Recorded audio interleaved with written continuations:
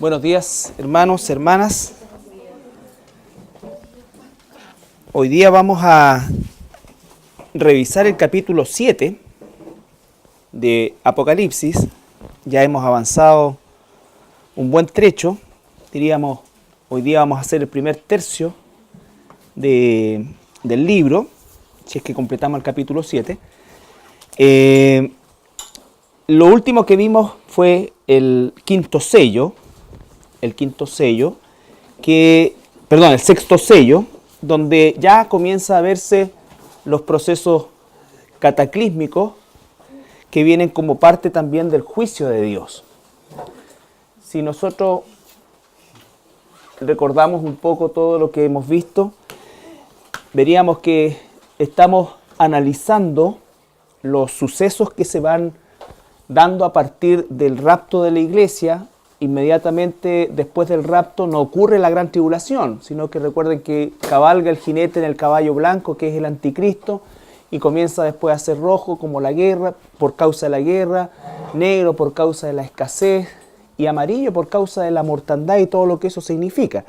Aunque todo eso va a ser de carácter mundial, con consecuencias devastadoras desde el punto de vista de la población, de la naturaleza, en fin, de todo lo que nosotros conocemos hoy, no corresponde tampoco al periodo de la gran tribulación que comienza en la segunda parte de esos 3,5 años de la última semana de la profecía de Daniel, que corresponde el Apocalipsis. Por lo menos desde el capítulo 6 hasta el capítulo 19 de Apocalipsis relata lo que corresponde a Daniel 9:27, que es la semana 70, la 70ª semana. ¿Ya? Recuerde que no estamos, por muchas personas dicen, bueno, los 144.000 son sellados antes de los 3 años y medio, después de los 3 años y medio. La verdad es que hay, lo que vamos a ver hoy día, hay argumentos para uno y para otro, pero como estamos hablando del futuro, hemos tratado de no dar fechas, por así decir, en relación a esos 7 años, sino que estamos más o menos avanzando en función de los acontecimientos, cómo se van a ir sucediendo. Es muy probable, de acuerdo a lo que yo he estudiado, que estos 144.000 que vamos a revisar el día de hoy, que están en el capítulo 7, sean sellados previo a la abominación desoladora, que es cuando el anticristo se manifiesta en el templo de Jerusalén. Previo a eso. No creo que sea al principio de los 3 años y medio, pero de los primeros 3 años y medio. Pero podría ser que sí, no lo sabemos. El punto es que van a ver estos 144.000 que vamos a ver el día de hoy y vamos a estudiar a quiénes corresponden y cuál va a ser su función en este periodo de tiempo. Entonces vamos a leer capítulo 7 de Apocalipsis desde el versículo 1 hasta el 8. Después de esto vi 4 ángeles en pie sobre los 4 ángulos de la tierra, que detenían los 4 vientos de la tierra, para que no soplase viento alguno sobre la tierra, ni sobre el mar, ni sobre ningún árbol. Vi también a otro ángel que subía de donde sale el sol, y tenía el sello del Dios vivo. Y clamó a gran voz a los 4 ángeles, a quienes se les había dado el poder de hacer daño a la tierra y al mar, diciendo: No hagáis daño a la tierra, ni al mar, ni a los árboles, hasta que hayamos sellado en sus frentes a los siervos de nuestro Dios. Y oí el número de los sellados, 144.000 sellados de todas las tribus de los hijos de Israel. De la tribu de Judá, 12.000 sellados. De la tribu de Rubén, 12.000 sellados. De la tribu de Gad, 12.000 sellados. De la tribu de Aser, 12.000 sellados. De la tribu de Neftalí, 12.000 sellados. De la tribu de Manasés, 12.000 sellados. De la tribu de Simeón, 12.000 sellados. De la tribu de Leví, 12.000 sellados. De la tribu de Isaacar, 12.000 sellados. De la tribu de Zabulón, 12.000 sellados. De la tribu de José, 12.000 sellados. De la tribu de Benjamín, 12.000 sellados. Ya. Este capítulo 7 viene a resultar un paréntesis entre el último sello que vimos, que es el sexto, con el último sello de este rollo que estaba en la mano del Cordero, y que el Cordero tuvo la capacidad única de ir develando cada uno de estos misterios, de estos sellos que se van abriendo. Este es un paréntesis, por eso es que es difícil ubicarlo cronológicamente, porque se encuentra justamente en un área donde parte, por así decir, o antecede al séptimo sello que se va a abrir después en 7 trompetas. Y a su vez, la última trompeta se va a abrir en 7 copas. Entonces, lo que sí sabemos es que esto va progresando y se va sumando. Se va sumando. O sea, a las catástrofes de los primeros 4 sellos va a continuar, y más el sexto sello, va a continuar todo lo que viene después. Entonces, 144.000. Después de esto vi 4 ángeles en pie sobre los 4 ángulos de la tierra. Los 4 ángulos de la tierra, por mucho tiempo se pensó que este era una alusión a que la tierra era plana, ¿no es cierto? Pero lo que está diciendo en realidad es los 4 puntos cardinales que siempre vamos a encontrar, norte, sur, este, oeste, ¿ya? Entonces, estos 4 ángeles que tienen una misión, esa misión va a ser destruir o hacer juicio sobre la creación de Dios. Pero se detiene ese juicio hasta que haya un sellamiento de 144.000, ¿no es cierto?, ciudadanos israelíes, étnicamente hablando, que van a pertenecer a cada una de las tribus que ahí se nombra. Ahora, dice que estos ángeles lo primero que van a hacer es van a detener los vientos. Cuando uno dice van a detener los vientos, hay 2 lecturas, ¿ya? Una que es la lectura climatológica, por así decir, que va a significar, o lo que va a significar que no hayan vientos, que no hayan corrientes y una serie de otras cosas que va a provocar una serie de trastornos también a nivel de lo que es el clima. La no existencia de vientos va a generar una serie de trastornos en el clima. Pero también en la Biblia el término viento, ahora figurativamente, significan calamidades, situaciones que en definitiva son tormentosas para las personas en sí, ¿ya? Entonces, como sea que se lea esto, lo que va a suceder es que estos 4 ángeles, por orden de Dios, van a detener su juicio o el juicio que traen hasta que se produzca el sellamiento de estos 144.000 israelitas. Esto no es figurativo, los israelitas son israelitas. Recuerden que esta es la semana 70 de el pueblo de Dios, ¿no es cierto?, que es Israel, cuando Daniel escribe, y la ciudad de Dios, que es Jerusalén, ¿ya?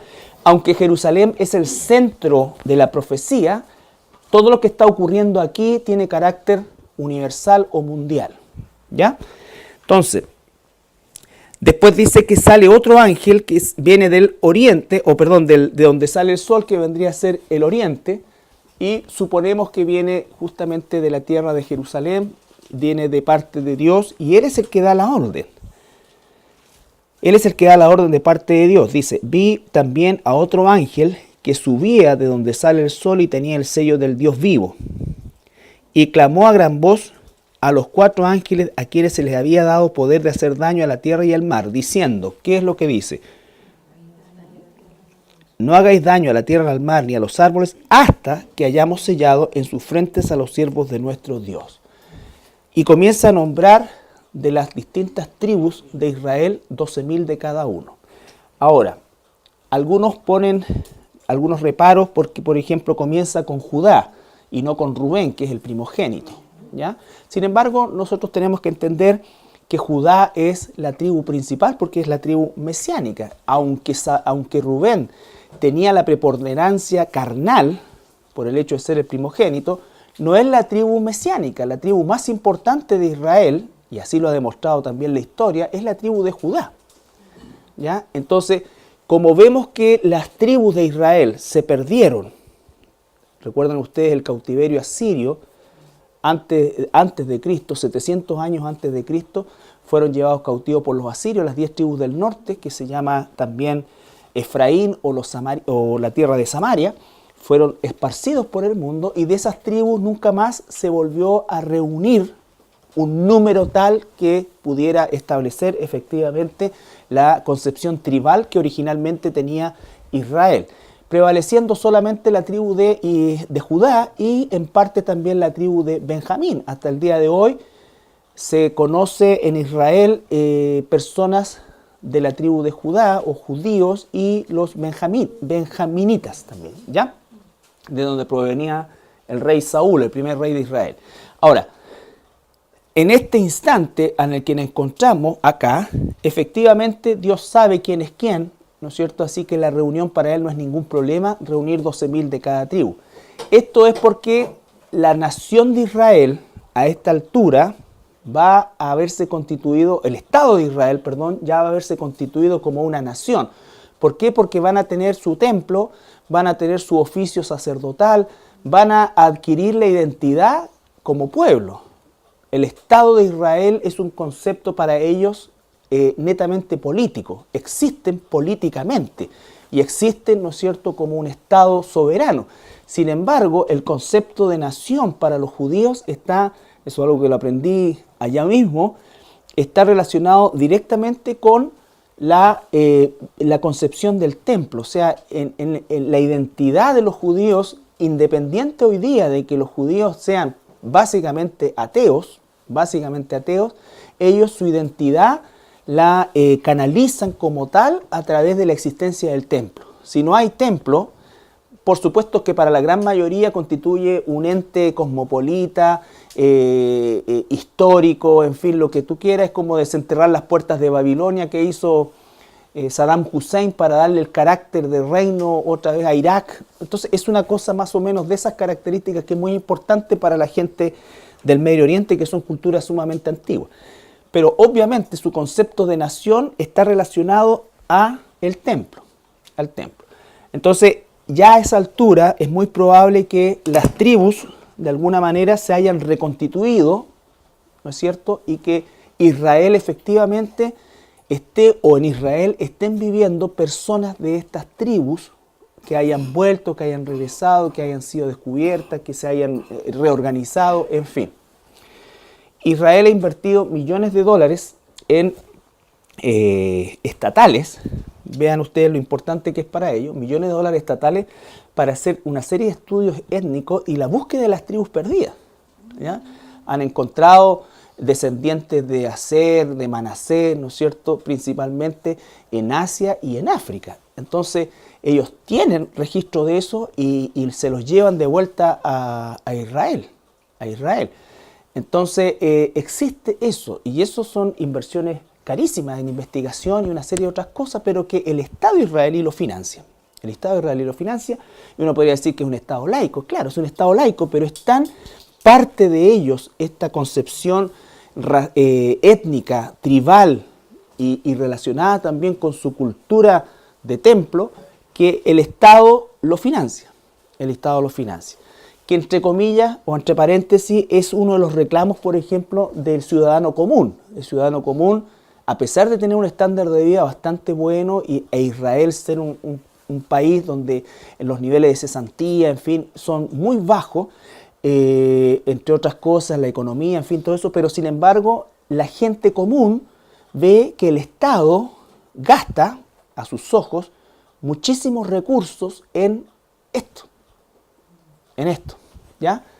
Entonces es importante el entender cómo piensa la persona de Medio Oriente, que dicho sea de paso también es una de las razones por qué se entiende tan poco el conflicto en el Medio Oriente. El conflicto en el Medio Oriente, nosotros los occidentales, nuestra concepción de nacionalismo pasa por un equipo de fútbol.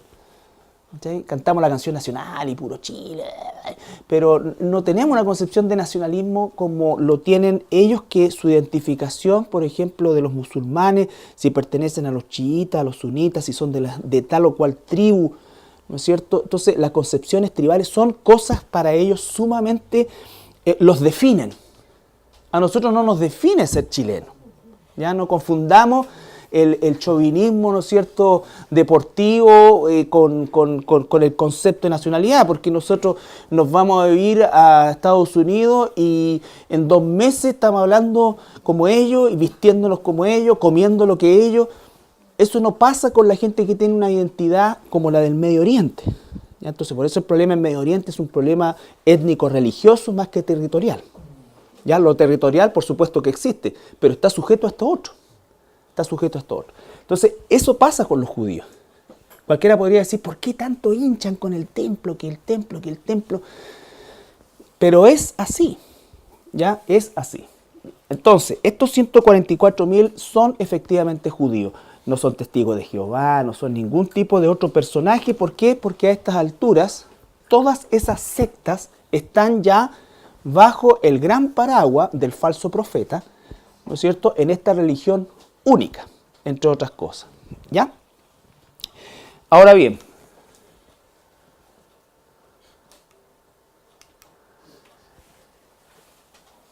no se nombra a la tribu de Dan. La tribu de Dan es una tribu que fue sumamente cuestionada porque a pesar que todas las tribus de Israel de alguna u otra manera cayeron en la idolatría, la tribu de Dan fue la que, digamos, lo hizo con mayor depravación, y nosotros podemos leer en Génesis 49, 16 al 18. Dan juzgará a su pueblo como una de las tribus de Israel.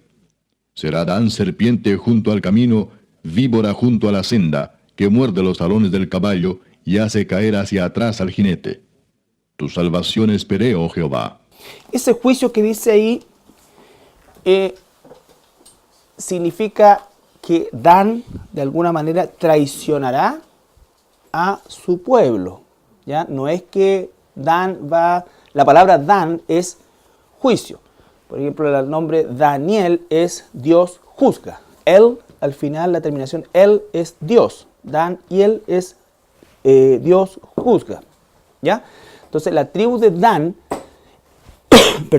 la tribu de Dan va de alguna manera de aquí salen teorías de que el anticristo va a ser de la tribu de Dan y una serie de otras cosas al respecto que no están precisamente comprobadas. Es una probabilidad. Es una probabilidad. Recuerden que Daniel dice que el príncipe de un pueblo, el pueblo de un príncipe, perdón, es al revés. El pueblo de un príncipe que ha de venir en una concepción futura se está refiriendo al Imperio Romano desde el punto de vista geográfico, y por supuesto que la tribu de Dan estaba dentro de ese espacio geográfico. ¿Ya? Lo que sí tenemos claro es que el anticristo debiera ser un semita para ser aceptado por los israelitas. ¿Ya? Los israelitas no van a aceptar a alguien que no sea un semita, y por supuesto él, siendo un engañador, va a hacerse pasar por judío, pero no es de la tribu de Judá. Pero el tema es que será Dan serpiente junto al camino, víbora junto a la senda, que muerde los talones del caballo y hace caer hacia atrás al jinete. Eso significa que va de alguna manera a traicionar. Ese juicio que dice ahí traiciona a su pueblo. Ahora, la tribu de Dan se perdió también mucho antes de las 10 tribus del norte. La tribu de Dan comienza a perderse en el traslado de lo que es el éxodo. ¿Ya? En algún momento esta tribu de Dan se fue girando o fue yéndose hacia el lado de los griegos, hacia el lado del mar y específicamente el Mediterráneo, y llegaron incluso a Micenas, que son territorios griegos, ¿ya? Y ahí ellos fueron conocidos por el trabajo que hacían en el oro. E incluso los griegos o la literatura griega, la Ilíada, la Odisea, nombra a los danaitas, que eran los que fabricaban todas las estructuras o las estatuas de oro. ¿Ya? Entonces hay una historia bien confusa en relación a Dan, y ese es probablemente también estamos especulando ahí, el por qué no están nombrados en estas 12 tribus de los cuales se sacan estos 12.000 hombres. Claro, pero después vamos a ver que más adelante en Apocalipsis vuelve a ser nombrado. O sea, que finalmente Dios igual va a restaurar la tribu de Dan. ¿Ya? ¿Se nombra a Manasés como...? Claro. O sea, para que sean las 12 tribus, incluye a Manasés. Exacto. Recuerden que Manasés y Efraín eran hijos de José. Ellos reciben heredad por causa de que Jacob los acoge como hijos también. ¿Ya? Pero originalmente los 12 hijos de Jacob ¿no es cierto?, no incluyen a Manasés y Efraín. La situación de Manasés y Efraín es una situación que corresponde a la mano de Jacob, que le da también preponderancia o título o estándar de hijo a sus nietos. ¿Estamos?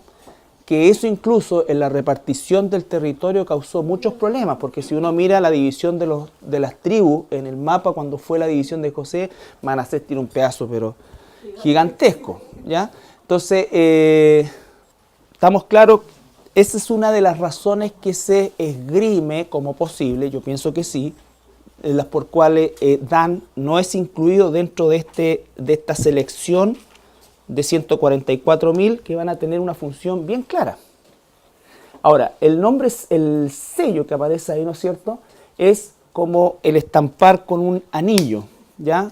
Es frágil, es fragizo, ¿ya? Entonces, ellos son sellados. ¿Dónde son sellados? En la frente, ¿no es cierto? Nosotros tenemos el sello del Espíritu Santo, ¿ya? Entonces somos sellados por el Espíritu Santo, claro, en el corazón. Nuestro sello, a diferencia de esto, la definición del sello que recibimos nosotros es un sello que no se ve, es un sello que se debiera expresar, ¿no es cierto? Como cristianos nosotros debiéramos tener el sello de Dios en nuestras decisiones, en nuestras acciones. Pero al parecer, por lo que dice la palabra, acá este sello va a identificar también físicamente, el sello de alguna manera se va a ver, ¿ya?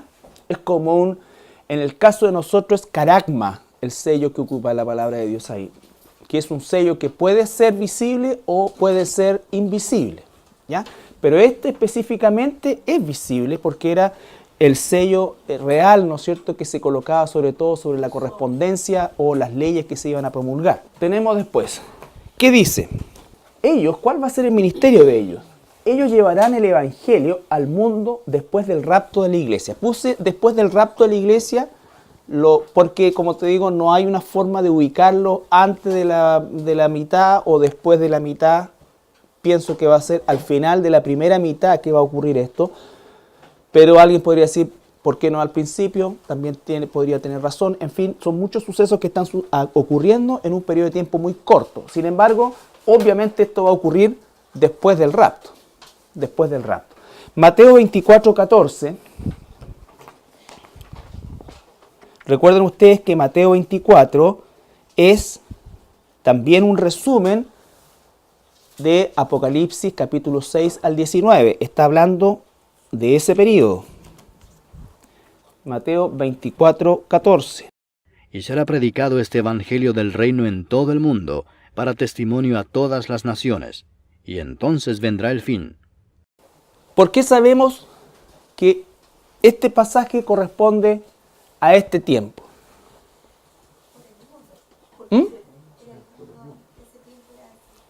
Ya, pero dice, versículo 14, volvamos a leer. Y será predicado este evangelio del reino en todo el mundo. ¿Por la iglesia? No. ¿Por qué sabemos que no es la iglesia? No. Ya sabemos que no está la iglesia, pero ¿por qué entonces si alguien de esto puede decir, oye, esto es para la iglesia? ¿Por qué yo sé que no es para la iglesia? Por el contexto. ¿Ya? Porque hoy la iglesia no llega a todo el mundo. Ya, supongamos que llegara. Pero dice, ¿y entonces vendrá qué cosa? ¿El rapto? No, el fin. Por lo tanto, no es al principio, o sea, no es la iglesia, porque la iglesia no estamos esperando el fin, nosotros estamos esperando el rapto. El fin es el último periodo de esos 7 años. Entonces, estos 144.000 judíos o israelitas van a llevar el evangelio a todo el mundo, y por eso es que decimos nosotros que va a haber una conversión gigantesca de personas, cual un avivamiento espiritual genuino, cual nunca lo ha habido. ¿Y por qué va a ser genuino? Porque en este tiempo no van a estar las condiciones como ahora, en la cual nosotros podemos darnos ciertos entre comillas, malamente hablando, lujos con respecto a lo que es el Evangelio. Si nosotros volvemos a Apocalipsis, capítulo 7, versículo 9. Después de esto miré, y he aquí una gran multitud, la cual nadie podía contar, de todas naciones y tribus y pueblos y lenguas, que estaban delante del trono y en la presencia del Cordero, vestidos de ropas blancas y con palmas en las manos. Ya, ¿quiénes son esas multitudes de ropas blancas? Fíjense, después de esto, ¿después de qué? Después del ministerio de los 144.000. Ahora, por favor, a partir del capítulo 6 de Apocalipsis, nosotros tenemos este intervalo del capítulo 7, pero que el capítulo 7 es, ¿no es cierto?, el sellamiento de los 144.000, pero también nos muestra una visión futura que se va a ir ampliando en el 8, o que se va a ir especificando en el 8, el 9, el 10. No es que lo del 8 pase después de lo del 7, esto es como el resumen, ¿ya? Al final del tiempo, vamos a ver nosotros en el cielo, ¿qué cosa? Una gran multitud, ¿de qué? Cual nadie podía contar.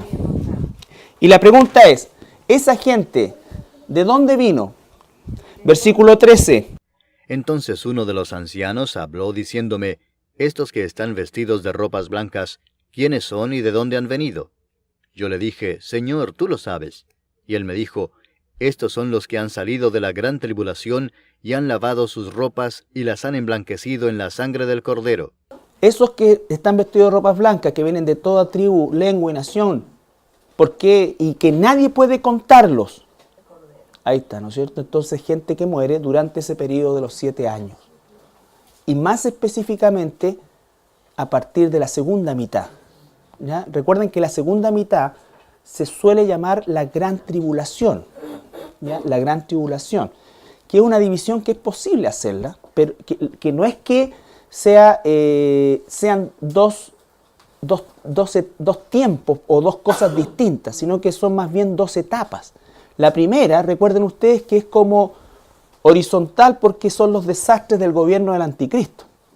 La injusticia ha llevado al límite, todo lo que nosotros hoy día conocemos como corrupción, lo que sea, ha llevado al límite, las guerras entre naciones por peleas digamos, de territoriales, económicas, las que sean, el hambre que conocemos que hay en el mundo, pero amplificado por 1000, pero siempre todavía, a pesar de que no olviden que es Dios siempre el que está en control, pero de alguna manera podríamos ser y echarle una culpa al aspecto horizontal. Por eso es que todavía ellos dicen que va a haber paz y prosperidad y de repente va a venir, ¿no es cierto?, destrucción repentina. Y eso se está refiriendo al capítulo 6 en adelante, que viene, ¿qué cosa? Todo lo que ya los mismos gobernantes, reyes, siervos que vimos en el capítulo, ¿no es cierto?, en el 6º sello, van a decir, realmente esto es de Dios.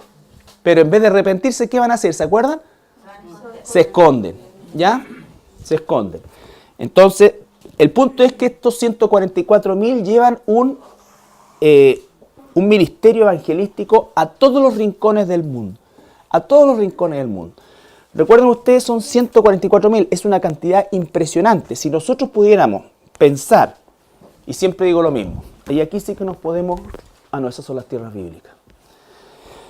Pero vamos a ver el mapa, ¿no es cierto? Si nosotros pensamos que Pablo sale de acá, ¿no es cierto?, y conquista acá, en tiempo en que entre que andaba a patita, en bote y a caballo, en el mejor de los casos, un hombre, ¿no es cierto?, un hombre consagrado a Dios, un israelita consagrado a Dios. Imagínense 144.000 con las condiciones que hoy día nosotros tenemos, ¿ya? Entonces, llamando al arrepentimiento, por lo tanto, el versículo 9, lo volvemos a leer del capítulo 7, dice: Después de esto miré, y he aquí una gran multitud, la cual nadie podía contar, de todas naciones y tribus y pueblos y lenguas, que estaban delante del trono y en la presencia del Cordero, vestidos de ropas blancas y con palmas en las manos. Ya. Recuerden ustedes, ellos, a diferencia de nosotros, ¿no es cierto?, reciben hojas de palma o de palmera, que son señal de gozo. En la Biblia sale varias veces esto, y la más conocida por nosotros es cuando Jesús entra en Jerusalén y están todos con palmas, ¿ya? En cambio, la iglesia, ¿qué recibe? Coronas. ¿Ya? Coronas. ¿Estamos? Sí. Yo pienso lo mismo, pienso que están comisionados y al ser comisionados tan específicamente, por eso es que es bueno ver en Apocalipsis 14 quiénes son las características que tienen. Y creo que sí, efectivamente van a ser dotados de un poder similar al que tenía el apóstol Pablo, por decirlo de alguna manera, ¿no es cierto? Sin embargo, ellos van a estar dentro de todo lo que es este proceso y no van a ser afectados por todos los cataclismos que van a haber. El único que los va a eliminar, o el que los va a eliminar, mejor dicho, es el anticristo. ¿Ya? Ese sello, Carlito, igual es como una marca de pertenencia, o sea, ¿a quién le pertenece? Ujú. Así como, por ejemplo, después el anticristo dice que va a poner la marca de la bestia, digamos, en el fondo como diciendo, estos pertenecen a la bestia. Exacto. Y estos pertenecen a Dios. Exacto. Por eso es que la identificación, cuando lleguemos a ese punto, la identificación física que puedan tener estos 144.000 va a ser visible también. Porque la del anticristo, aunque no va a ser visible, va a ser detectable, leíble. ¿Ya? 14, Apocalipsis 14. Perdón, sí, eso es parte del trabajo de los 144.000. Ahora, el pasaje que quería leer es el 14 de Apocalipsis, pero del 1 al 5. Después miré, y he aquí el Cordero estaba en pie sobre el monte de Sión, y con él 144.000 que tenían el nombre de él y el de su Padre escrito en la frente. Y oí una voz del cielo como estruendo de muchas aguas, y como sonido de un gran trueno, y la voz que oí era como de arpistas que tocaban sus arpas. Y cantaban un cántico nuevo delante del trono, y delante de los 4 seres vivientes y de los ancianos. Y nadie podía aprender el cántico sino aquellos 144.000 que fueron redimidos de entre los de la tierra. Estos son los que no se contaminaron con mujeres, pues son vírgenes. Estos son los que siguen al Cordero por donde quiera que va. Estos fueron redimidos de entre los hombres como primicias para Dios y para el Cordero, y en sus bocas no fue hallada mentira, pues son sin mancha delante del trono de Dios. Ya. ¿En qué estado se encuentran ahora estos 144.000 en este capítulo 14? En el cielo, ¿no es cierto? Porque la descripción que hace es dice, después de esto de aquí, el Cordero estaba en pie sobre el monte de Sión. El monte de Sión es la colina donde va a estar el templo, donde estuvo el templo en Jerusalén terrenal, pero también no nos olvidemos que hay un monte de Sión verdadero en el cielo, que está en Hebreos capítulo 12, 18 al 23. Porque no os habéis acercado al monte que se podía palpar y que ardía en fuego, a la oscuridad, a las tinieblas y a la tempestad, al sonido de la trompeta y a la voz que hablaba, la cual los que la oyeron rogaron que no se les hablase más, porque no podían soportar lo que se ordenaba. Si aún una bestia tocar el monte, será apedreada o pasada con dardo. Y tan terrible era lo que se veía, que Moisés dijo, estoy espantado y temblando.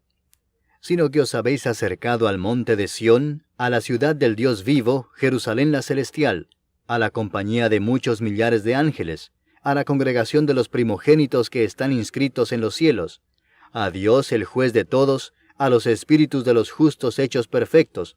Ese es el monte de Sión donde aparecen estos 144.000, el Sión del cielo. Volvamos a leer. Después de esto miré, y he aquí el Cordero, capítulo 14, estaba en pie sobre el monte de Sión.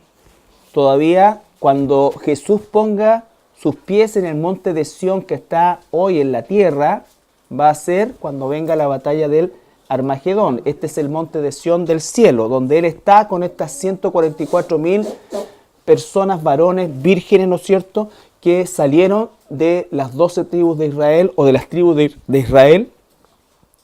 Y dice que van con el Cordero para donde Él vaya, en el cielo, ¿ya? Y oí una voz, versículo 2, del cielo como estruendo de muchas aguas y como sonido de un gran trueno, y la voz que oí era como de arpistas que tocaban sus arpas y cantaban un cántico nuevo, delante del trono y delante de los 4 seres vivientes, se encuentran arriba, y de los ancianos, y nadie podía aprender el cántico sino aquellos 144.000 que fueron redimidos de entre la tierra.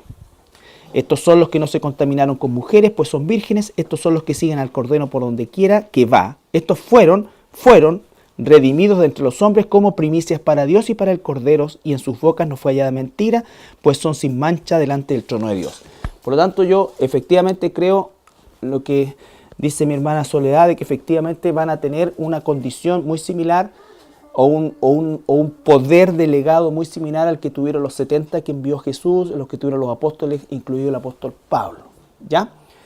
Entonces, estos 144.000 son sellados, son enviados, el evangelio es predicado hasta lo último del mundo y después viene el fin. En el intertanto, estos 144.000, por supuesto, sobreviven a toda la parte de los cataclismos, y al que se le permite eliminarlos es a la figura del anticristo. En el capítulo 13, desde el versículo 4, lo vamos a ver más cuando analicemos el capítulo 13, pero solamente lo vamos a entrar acá, 4 al 7. Y adoraron al dragón que había dado autoridad a la bestia, y adoraron a la bestia, diciendo, ¿quién como la bestia? ¿Y quién podrá luchar contra ella?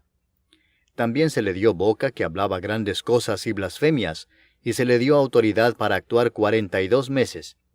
Y abrió su boca en blasfemias contra Dios, para blasfemar de su nombre, de su tabernáculo, y de los que moran en el cielo. Y se le permitió hacer guerra contra los santos y vencerlos. También se le dio autoridad sobre toda tribu, pueblo, lengua y nación. Ya. Ahora, ¿por qué nosotros sabemos que estos son los 144.000? Porque en definitiva dice que se le permitió hacer guerra, ¿no es cierto?, a estos santos específicamente. ¿Por qué nosotros podríamos decir que el anticristo tiene la potestad de eliminar y matar a cualquier creyente en esa época? La va a tener. Pero en este caso dice que se le permitió hacer guerra contra los santos y vencerlos, ¿no es cierto? Y a partir de eso también dice que se le dio autoridad sobre toda tribu, pueblo, lengua y nación, para hacer exactamente lo mismo. Pero estos 144.000 estaban protegidos por Dios hasta el momento, como lo que va a pasar con los dos testigos que vamos a analizar también, que se les permite hacer todo y nadie puede dañarlos hasta que Dios lo permite. ¿Ya?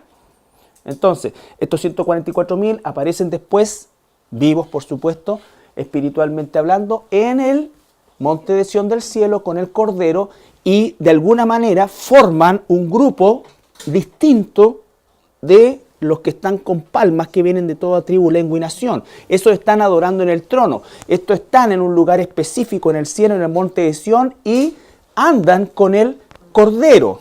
No se dice que el resto de los millones de millones andan con el Cordero. Dice que están adorando delante del trono. Por lo tanto, uno tiene que aprender a separar estos grupos. Tenemos la iglesia, que está participando en las bodas del Cordero, en el tribunal de Cristo, las bodas del Cordero. Tenemos los santos de la tribulación y de la gran tribulación que están adorando, ¿no es cierto?, en el trono. Y tenemos estos 144.000 que son primicias redimidas de la nación de Israel. Por lo tanto, si nosotros pensamos que Jesús va a gobernar en Israel, no sabremos si estos 144.000 reinarán con él en la Israel terrenal, o estos 144.000 están reservados para el gobierno en la Jerusalén celestial, que es donde en este momento están. ¿Estamos? Bien. Ahora, esta multitud de ropas blancas que aparece en el capítulo 7, versículo 9, que acabamos de leer. Ahora sí leemos Apocalipsis 7, 9 al 17. Algo anticipamos ya en los pasajes anteriores. Apocalipsis 7, 9 al 17. Después de esto miré, y he aquí una gran multitud, la cual nadie podía contar, de todas naciones y tribus y pueblos y lenguas, que estaban delante del trono y en la presencia del Cordero, vestidos de ropas blancas y con palmas en las manos. Y clamaban a gran voz diciendo, La salvación pertenece a nuestro Dios que está sentado en el trono y al Cordero. Y todos los ángeles estaban en pie alrededor del trono, y de los ancianos, y de los 4 seres vivientes, y se postraron sobre sus rostros delante del trono, y adoraron a Dios, diciendo, Amén. La bendición y la gloria y la sabiduría y la acción de gracias y la honra y el poder y la fortaleza sean a nuestro Dios por los siglos de los siglos. Amén. Entonces uno de los ancianos habló diciéndome, estos que están vestidos de ropas blancas, ¿quiénes son y de dónde han venido? Yo le dije, Señor, tú lo sabes. Y él me dijo, estos son los que han salido de la gran tribulación y han lavado sus ropas y las han emblanquecido en la sangre del Cordero. Por esto están delante del trono de Dios y le sirven día y noche en su templo, y el que está sentado sobre el trono extenderá su tabernáculo sobre ellos. Ya no tendrán hambre ni sed, y el sol no caerá más sobre ellos, ni calor alguno, porque el Cordero que está en medio del trono los pastoreará, y los guiará a fuentes de aguas de vida, y Dios enjugará toda lágrima de los ojos de ellos. ¿Qué nos dice entonces? Que estos son los que salieron de la gran tribulación. Si nosotros leemos el capítulo 5 de Apocalipsis, O sea, ellos también van a sufrir producto de las cosas que van a ocurrir, del sol quemándolo. claro, porque ellos no son los 144.000, los 144.000 van a resistir todo eso. Van a ser solamente eliminados por el anticristo, cuando se le permita, claro. Y ellos van a predicar a todas las naciones. A todas las naciones. Por eso dice Mateo 24:14, el evangelio del reino va a ser predicado a todas las naciones y vendrá el fin. ¿Ya? Significa eso que su ministerio se va a extender hasta claro, los albores del final. 6 años, Claro, 8 meses, 6 una años. cosa así. Entonces, eso es importante saberlo. Muchos piensan que estos van a salir a predicar a partir de los 3 años y medio, pero es muy probable que sea antes de ese periodo. Eso uno no lo puede establecer porque no está exactamente, se puede pensar lo uno o se puede pensar lo otro. El punto es que van a salir y que ellos van a tener un ministerio bien determinado. Y lo otro que van a ser sellados en el momento que se abra este séptimo sello. Exactamente, Antes no. exacto. Por eso este es un paréntesis. Y esta multitud también, o sea, por lo que uno ha leído, es la que conoce la palabra, que no se va a dejar marcar. Claro, todo eso lo vamos a ver, por eso es que a partir del capítulo 8 viene el detalle de lo que estamos viendo acá. Acá estamos viendo el comienzo y el final, en un resumen. Pero a partir de eso va a venir justamente, millones van a salir, si no todos, van a salir de rechazar la marca del anticristo, ¿no es cierto? Por eso es que dice que van a descansar, ¿de qué cosa? Ya no tendrán hambre ni sed, y el sol no caerá más sobre ellos, ni calor alguno, porque el Cordero que está en medio del trono los pastoreará y los guiará a fuentes de aguas vivas. Dios enjugará toda lágrima a los ojos de ellos. ¿No es cierto? Nos dice eso de la iglesia, a pesar que la iglesia ha sufrido y hay tiempos de martirio en la iglesia, claro que sí, pero la iglesia no recibe esto, no recibe a la gente de la gran tribulación, lo que significa que cualquier martirio que haya sufrido la iglesia a lo largo de su historia, quizás todo el martirio sumado, no se va a comparar al sufrimiento que van a tener estos hermanos nuestros, Los santos de la gran tribulación. los santos de la gran tribulación, exacto, ¿sí? Al igual que, bueno, nuestro Señor Jesús en su tiempo tenía el poder, era Dios, al igual que el apóstol Pablo, no hay que hacerse la idea de que ellos van a ir con un poder especial, prácticamente mágico, de convertir a la gente. No. El Señor les va a entregar lo que Él ya tiene destinado que así sean, y obviamente como en los tiempos de Jesús y de Pablo, y en los días de hoy, muchos sí y otros no, y eso no quiere decir que todo el mundo se va No. a convertir, como se puede llegar en algún momento a pensar. No. Ellos van a salir con un poder especial, no. Por eso es que ellos salen al mundo. La única alusión que hace a que todos serán convertidos después de los 3 años y medio es para los israelitas, ¿ya? Por causa de que efectivamente en ellos se cae el velo y reconocen al Mesías. Pero esos israelitas van a ser evangelizados principalmente por los 2 testigos. Digo principalmente, uno no puede ser en esto dogmático, decir los 144.000 nunca le van a predicar a los israelitas, no. Pero el ministerio principal de los 144.000 es al mundo, a todas las naciones, ¿ya? Entonces ese es el avivamiento, por eso es que uno escucha muchas veces en conceptos misioneros estos pasajes y hay que ir hasta lo último del mundo. Claro, es un mandato de Dios, y aun cuando la iglesia hoy día ha llegado a lugares recónditos, no ha llegado a todos los lugares, pero ha llegado a muchísimos lugares recónditos, pero no es el avivamiento que estamos viendo. Los corazones más preparados por el Señor para recibir y ser salvos va a ser en ese tiempo. Ahora, estos hombres, sin duda alguna, van a tener, al igual que los 70 que Dios destinó, al igual que el apóstol Pablo, que los apóstoles, van a tener poder seguramente para resucitar, para una serie de otras cosas, lo cual, como no lo fue tampoco en el tiempo de Jesús, tampoco garantiza que por el milagro la gente se va a convertir. Nunca va a ser así, siempre se van a convertir los que Dios ya ha predestinado. Pero otra cosa es el tema de la capacidad que ellos van a tener. Van a tener que tener una capacidad especial, porque mientras todo el mundo se esté quemando por la temperatura que va a haber en ese tiempo, ellos no es cierto? Entonces a eso se refiere. Van a tener una capacidad especial en ese sentido. Pero no es que por las señales la gente va a convertirse toda. No. Al contrario. O sea, aunque van a ser millones, la gran mayoría se va a perder. Sí, por eso es lo único que el Señor no es que aumente Él la maldad. Lo que hace es que deja de retener la maldad. Y entonces se desboca la maldad del ser humano. Ahora uno tiene que, por eso es que es tan sobrenatural todo esto, porque los que reciban al Señor en ese tiempo, ¿no es cierto?, fueron destinados para ese tiempo, así como Dios destinó que hubiera ciertas personas en ciertas épocas. Esta época fue y está puesta para estas personas.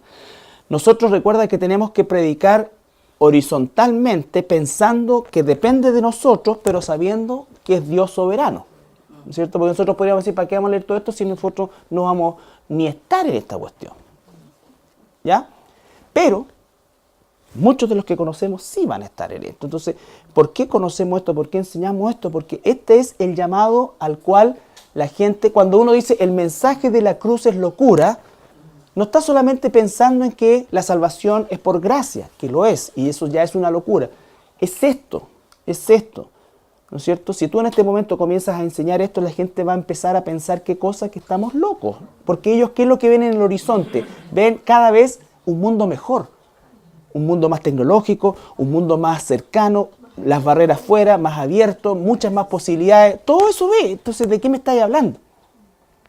¿Te entiendes? Esa es la realidad de las cosas. Todos están pensando, todo el mundo se proyecta. A mí me entristece el corazón, de verdad. Porque también tengo hijos, igual que usted, y todas las cosas, y ellos están y tienen sus ilusiones, no se las voy a quitar bajo ningún punto de vista, pero siempre trayéndolos al aterrizar. Po. Si ellos hacen todo para la gloria de Dios, bueno, cuando les toque, les toque. ¿Entiendes? Pero hoy día, ¿el mundo en qué está? Realmente en una carrera loca por alcanzar cosas, proyectarse, todo. Y esto va así, pues ya está quedando casi la parte de atrás del Titanic nomás, donde se agarró el DiCaprio, ¿no es cierto? Eso es lo que está quedando, ¿ya? Pero la banda sigue tocando y toda la misma historia, sí, es una muy buena imagen. Entonces, nosotros sabemos esto, y la advertencia nuestra, que hoy día puede resultar una locura, va a ser, ¿no es cierto?, lo que quizás Dios use para despertar la semilla de los que hoy día están fuera. ¿Ya? Entonces, esta multitud de ropas blancas corresponden a esos hermanos que serán agregados por medio de el dolor, el tormento, el sufrimiento, la fidelidad de ellos. ¿Ya? Y dice que se les dan ropas blancas. La palabra blanco ahí es leuco, de donde viene leucocito, glóbulo blanco. Claro. La pureza y la redención. Bueno, Mateo 17:2 habla de Jesucristo, Apocalipsis 17:8 habla también de la pureza, que significa la ropa blanca, la redención. Los redimidos se les dan ropas blancas. El color que hay en el cielo es blanco, la ropa es blanca. No sé si las personas son todas blancas, pero la ropa es blanca, ¿ya? La moda en el cielo es monótona, todo blanco, ¿ya? Nada, no hay ninguna cosa. Toda ropa blanca, ¿ya? Claro. Piensen ustedes que nosotros, ¿cuándo se cambian de ropa los animales? Nunca, ¿no es cierto? porque originalmente su belleza se encuentra en lo que son, como son. Nosotros, por causa del pecado, comenzamos a cubrirnos. Y después la cobertura la transformamos en moda. Pecaminosizamos aún más eso, entonces transformamos las cosas y vamos dando y dando. Y para peor, la moda del siglo XX y lo que va del siglo XXI, a las mujeres la hacen puro maricueca. Perdón, borra eso ahorita. Y por eso es que a los maricuecas les gustan las mujeres como palo escoba, ¿no es cierto? Que no tengan nada, porque a ellos no les gustan las mujeres. Entonces ellos son los que han traído toda esa cuestión. ¿Qué tú te vas a acostar con una escoba? No sé. Entonces esa imagen ni siquiera viene de un hombre. ¿Ya? De un hombre. ¿Ah? Claro, o sea, imagínate que los íconos de la moda son mujeres enfermas. Y eso entra en la mente de nuestras hijas, principalmente. ¿Ya? Lo bueno que la mayoría no le hace caso.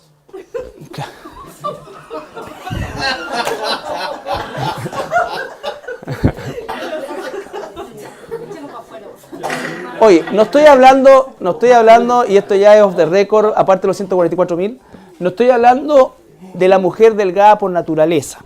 Ya, no estoy hablando del ícono de una moda. Cuando tú ves de la moda, si es que alguna vez miras la noticia y ves esos desfiles, que ahora en HD es peor, porque antes cuando no era HD se veían un poquito más rellenita, pero ahora es la verdad de las cosas y es monstruoso. Entonces, ¿pero de quién le ha metido eso? Los homosexuales. Porque a ellos no les gustan las mujeres, ellos dibujan sus trajes acá. Porque si fuera verdaderamente una moda que los hombres llevaran, lo harían con más curvita, más. Bueno, el tema de las ropas blancas siempre está relacionado con redención, con pureza. Fíjense que se produce como una contradicción. Han lavado sus ropas para que sean blancas en la sangre del cordero. La sangre, por naturaleza, es roja. ¿Ya? Bueno, y las palmas siempre estuvieron relacionadas en Israel con celebración, ¿no es cierto?, con gozo. ¿Ya? Bien. Terminamos el capítulo 7. ¿Ya? La próxima semana vamos a comenzar con el capítulo 8, donde se comienza a abrir el séptimo sello. El último sello que se va a abrir en 7 trompetas y a su vez se va a abrir en 7 copas. Si nosotros recordamos un poco todo lo que hemos visto, veríamos que estamos analizando los sucesos que se van dando a partir del rapto de la iglesia. Inmediatamente después del rapto no ocurre la gran tribulación, sino que recuerden que cabalga el jinete en el caballo blanco, que es el anticristo, y comienza después a ser rojo como la guerra, por causa de la guerra, negro por causa de la escasez, y amarillo por causa de la mortandad y todo lo que eso significa. Aunque todo eso va a ser de carácter mundial, con consecuencias devastadoras desde el punto de vista de la población, de la naturaleza, en fin, de todo lo que nosotros conocemos hoy, no corresponde tampoco al periodo de la gran tribulación que comienza en la segunda parte de esos 3,5 años de la última semana de la profecía de Daniel, que corresponde el Apocalipsis. Por lo menos desde el capítulo 6 hasta el capítulo 19 de Apocalipsis relata lo que corresponde a Daniel 9:27, que es la semana 70, la 70ª semana. ¿Ya? Recuerde que no estamos, por muchas personas dicen, bueno, los 144.000 son sellados antes de los 3 años y medio, después de los 3 años y medio. La verdad es que hay... El que subía de donde sale el sol y tenía el sello del Dios vivo, y clamó a gran voz a los 4 ángeles, a quienes se les había dado el poder de hacer daño a la tierra y al mar, diciendo: no hagáis daño a la tierra, ni al mar, ni a los árboles, hasta que hayamos sellado en sus frentes a los siervos de nuestro Dios. Y oí el número de los sellados, 144.000 sellados de todas las tribus de los hijos de Israel. De la tribu de Judá, 12.000 sellados. De la tribu de Rubén, 12.000 sellados. De la tribu de Gad, 12.000 sellados. De la tribu de Aser, 12.000 sellados. De la tribu de Neftalí, 12.000 sellados. De la tribu de Manasés, 12.000 sellados. De la tribu de Simeón, 12.000 sellados. De la tribu de Leví, 12.000 sellados. De la tribu de Isaacar, 12.000 sellados. De la tribu de Zabulón, 12,000 sellados. De la tribu de José, 12,000 sellados. De la tribu de Benjamín, 12,000 sellados. Ya. Este capítulo 7 viene a resultar un paréntesis entre el último sello que vimos, que es el sexto, con el último sello de este rollo que estaba en la mano del Cordero, y que el Cordero tuvo la capacidad única de ir develando cada uno de estos misterios.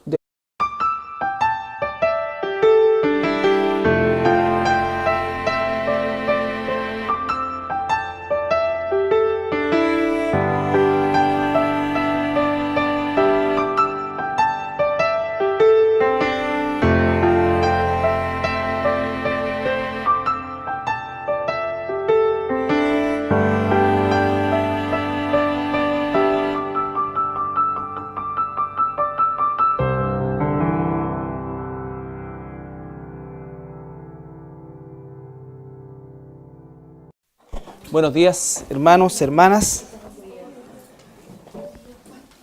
Hoy día vamos a revisar el capítulo 7 de Apocalipsis. Ya hemos avanzado un buen trecho. Diríamos, hoy día vamos a hacer el primer tercio del libro, si es que completamos el capítulo 7. Lo último que vimos fue el sexto sello, donde ya comienza a verse los procesos cataclísmicos que vienen como parte también del juicio de Dios. Y lo que vamos a ver hoy día, hay argumentos para uno y para otro, pero como estamos hablando del futuro, hemos tratado de no dar fechas, por así decir, en relación a esos 7 años, sino que estamos más o menos avanzando en función de los acontecimientos, cómo se van a ir sucediendo. Es muy probable, de acuerdo a lo que yo he estudiado, que estos 144.000 que vamos a revisar el día de hoy, que están en el capítulo 7, sean sellados previo a la abominación desoladora, que es cuando el anticristo se manifiesta en el templo de Jerusalén. Previo a eso. No creo que sea al principio de los 3 años y medio, pero de los primeros 3 años y medio. Pero podría ser que sí, no lo sabemos. El punto es que van a ver estos 144.000 que vamos a ver el día de hoy, y vamos a estudiar a quiénes corresponden y cuál va a ser su función en este periodo de tiempo. Entonces vamos a leer capítulo 7 de Apocalipsis desde el versículo 1 hasta el 8. Después de esto vi 4 ángeles en pie sobre los 4 ángulos de la tierra, que detenían los 4 vientos de la tierra, para que no soplase viento alguno sobre la tierra, ni sobre el mar, ni sobre ningún árbol. Vi también a otro ángel. Estos sellos que se van abriendo, este es un paréntesis, por eso es que es difícil ubicarlo cronológicamente, porque se encuentra justamente en un área donde parte, por así decir, o antecede al séptimo sello, que se va a abrir después en 7 trompetas. Y a su vez, la última trompeta se va a abrir en 7 copas. Entonces, lo que sí sabemos es que esto va progresando y se va sumando. Se va sumando. O sea, a las catástrofes de los primeros 4 sellos va a continuar, y más el sexto sello, va a continuar todo lo que viene después. Entonces, 144.000. Después de esto vi 4 ángeles en pie sobre los 4 ángulos de la tierra. Los 4 ángulos de la tierra, por mucho tiempo se pensó que este era una alusión a que la tierra era plana, ¿no es cierto? Pero lo que está diciendo en realidad es los 4 puntos cardinales que siempre vamos a encontrar: norte, sur, este, oeste, ¿ya? Entonces, estos 4 ángeles que tienen una misión, esa misión va a ser destruir o hacer juicio sobre la creación de Dios. Pero se